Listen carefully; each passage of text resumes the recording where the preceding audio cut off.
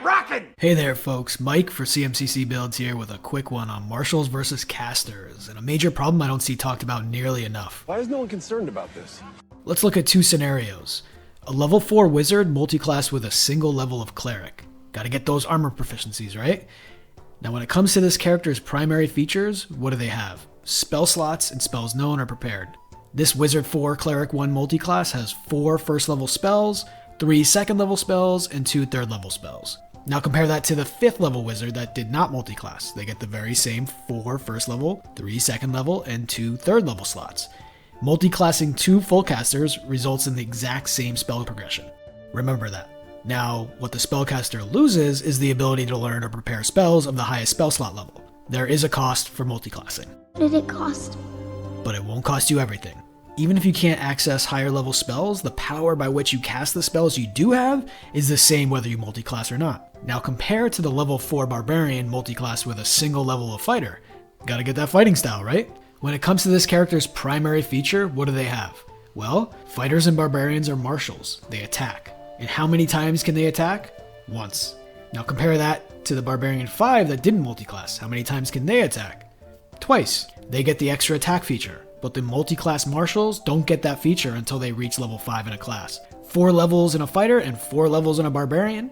8 levels of a martial class, doesn't matter. You get to attack once. This is such an absurd rule from a game mechanics perspective, a balance perspective, and just a common sense or storytelling perspective that it blows my mind that this isn't discussed more. I spent 4 levels fighting as a barbarian. 1 more level and my skills are honed enough to make an extra attack, and if I decide to go fighter and hone my martial skills even further, it takes not 1 but 5 more levels to finally get that second attack. And if we do the opposite, it doesn't get any better. Let's look at the level 10 cleric multiclassing with 10 levels of wizard.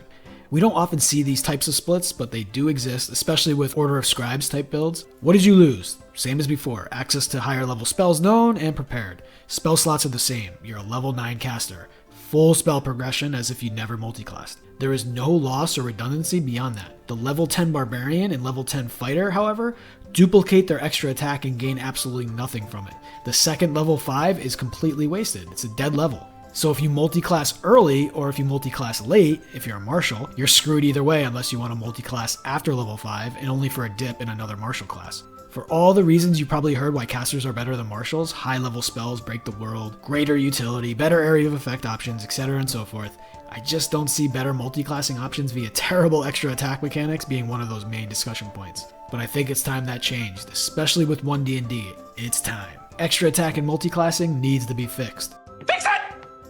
Now I'm not saying the solution is to just add martial levels together and when you hit 5 you get the extra attack feature. I am saying that would be better than the current rules. Maybe something like half of one class's levels rounded up, added to the other class's full levels to get to 5. For example, 4 levels in one and 2 in another, or 3 levels in one and 3 in another. And on the other end, if you're multi-classing with fighter, you can do the same thing for the third attack at 11. 8 levels in fighter and 5 or more levels in another martial class would get you that third attack. That wouldn't solve the Barbarian 5, Ranger 5 multi-class, but it's something. The question of how to handle subclasses that give extra attack like Blade Singers, Swords, or Valor Bards still remains. I don't have the answers, just some questions. Let me know what you think down below, and don't forget, spread the word. Thanks folks, see you here next time. Bye-bye.